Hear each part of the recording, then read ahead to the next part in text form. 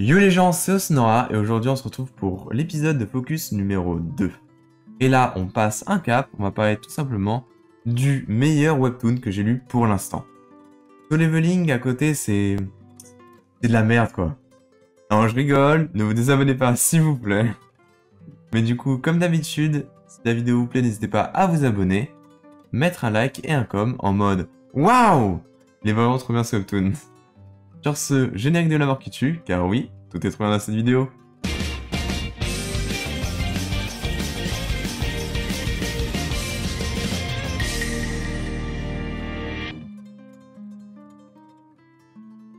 Alors ok, bon je suis peut-être un peu enjaillé, on va se calmer tranquillement, et on va pouvoir parler du coup du meilleur webtoon forever. Aujourd'hui, on fait un focus sur The God of Chaos and the Hero of the Primordial God, qui est une œuvre que j'ai découvert il y a un peu plus d'un mois, et ça fait aussi un mois que je travaille sur cette vidéo, car pour le meilleur des webtoons, ça mérite bien le meilleur des travails. Par contre, pour le meilleur des youtubeurs, j'ai pas réussi à le joindre, il faudra se contenter de moi. Désolé, pas désolé, on continue avec The God of Chaos and the Hero of Primordial God est un manhwa shonen qui a pour genre action, amitié, arts martiaux, magie, full life, aventure, dieu, mythologie, fantasy, isekai, manhwa seinen, shonen et supernaturel, complot et webcomic.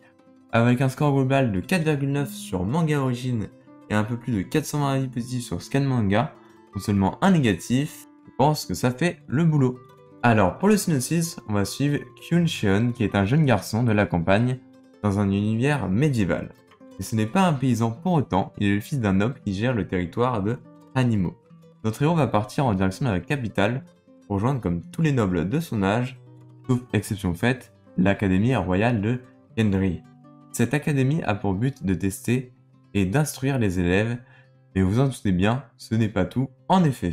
Attention, partie un peu complexe des explications, vous recomprendrez tout ça certainement mieux en lisant l'œuvre, mais c'est une partie importante. Les élèves vont devoir passer plusieurs tests, en premier lieu, une prise de sang. Je sais, ça fait pas rêver dans une école isekai, mais c'est pour une bonne raison car en effet, c'est ce qui accorde ici le titre de noble.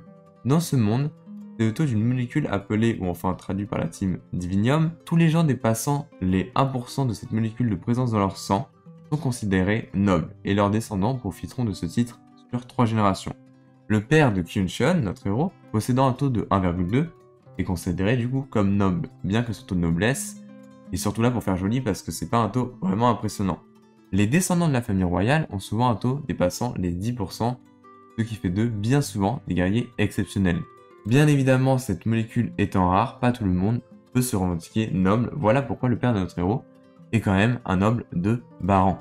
A partir de la prise de sang, l'académie va scinder les élèves en deux. Ceux qui ont un taux dépassant les 1% pourront donc continuer, et ceux en dessous, bien évidemment, seront redirigés dans une autre école. Notre héros à nous possède un taux de 6,7, ce qui fait de lui un élève un peu au-dessus de la moyenne, et va donc augmenter son rang de noblesse.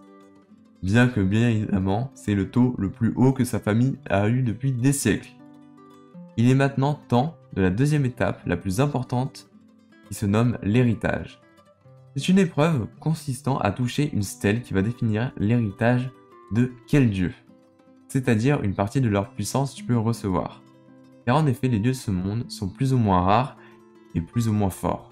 Donc la stèle a le fonctionnement suivant: lumière blanche, dieu mineur, lumière jaune, dieu tertiaire, lumière orange, dieu majeur, lumière bleue, dieu supérieur, lumière violette, dieu royal, c'est souvent que la famille royale ont, et lumière dorée, dieu suprême, ce qui est vraiment quand même plutôt rare. Donc les élèves qui ont la chance d'obtenir un héritage vont entrer dans les classes en fonction de leur rareté. Bien évidemment, tout le monde n'obtient pas forcément un héritage et sont donc mis dans des classes un peu à part. Donc les classes un peu considérées comme les plus faibles, ce que le père de notre héros avait donc connu. Donc notre héros, sachant cela, ne rêve que de mener une vie simple avec la romance et tout ce que la vie de lycéen accompagne. Mais par la magie du scénario, tadam, cette année, 3 élèves obtiennent un dieu suprême, ce qui est plutôt rare, je le rappelle, et 9 un dieu royal, ce qui assure à ses camarades d'être dans les meilleures classes de l'académie. Mais c'est le moment à notre jeune Kyu de toucher la selle, après un court moment de silence. Une lumière noire jaillit du plus profond des entrailles du ciel, alors que d'habitude c'est la terre, haha. Une seule explication à ça, d'après des contes pour enfants et d'anciennes légendes, notre héros obtient l'héritage d'un dieu primaire, c'est-à-dire l'un des 3 dieux ayant créé ce monde. Alors je sais pas pour vous, mais moi, quand j'ai lu ça, j'ai eu des petits frissons à ce moment-là. Et honnêtement, c'est vraiment classe, quoi, l'un des 3 dieux créés en ce monde. Mais bon, c'est alors que ce petit événement va créer un événement sans précédent dans l'académie, et même le royaume tout entier, passant même par le continent. C'est alors que notre héros sera un peu la cible à abattre de l'académie pour prouver sa puissance, lors de différents tournois et même d'enjeux politiques du style mariage ou autre, tout cela sera fait dans son ombre, bien entendu. Mais bien que notre héros possède l'héritage d'un dieu si rare, une réalité est absolue. Dans ce monde, il existe 3 moines plus forts. En premier, le rang de son dieu. Notre héros, c'est fait. L'entraînement acharné, il va devoir charbonner. Et les ressources magiques à disposition. Du coup, quand tu fais partie de la famille royale ou d'un noble plus haut level, t'es plus fort. C'est la réalité de ce monde. Et c'est pas ceci qui va arrêter notre héros, parce que bien qu'il est un héros surpuissant, il va avoir extrêmement du mal à contrôler sa puissance, et il va du coup devoir travailler comme un acharné. Mais dans l'ombre de tout ça, sur un autre continent, comme une aura malsaine commence à se répandre, et de menaces obscures commencent à émerger un peu partout dans le monde. Ceci serait du coup l'œuvre d'un fameux dieu déchu. Et c'est tout pour le synopsis, même si vous pouvez imaginer mon envie de dire plein d'autres trucs, j'ai tellement absorbé l'œuvre que je pourrais limite vous faire un synopsis en 30 minutes, ce n'était pas plus, avec bien plus de détails, mais je pense que j'en ai déjà bien assez dit et que ça a duré déjà bien trop longtemps. Donc voilà globalement le type de webtoon auquel on a affaire. Avant de continuer, il me semble que c'est le bon moment pour s'abonner et de lire l'œuvre qui va surclasser Solo Leveling, je pense, dans quelques années. Donc j'espère ne pas vous avoir surchargé d'informations. Et là, on va passer dans les nouvelles principales concernant ce webtoon. Le webtoon a pour auteur Jion Seon et comme artiste Jion Seon aussi. Donc actuellement 27 chapitres traduits par la team April Fall et 31 chapitres en anglais pour ceux qui ont la chance d'avoir un bon niveau en anglais, du coup. Logique. Aucune publication en France n'est attendue malgré une fanbase très solide et aucun animé n'est prévu pour l'instant. Et ce webtoon n'est toujours pas licencié, même si ça devrait pas tarder. D'autres vidéastes comme moi commencent à en parler.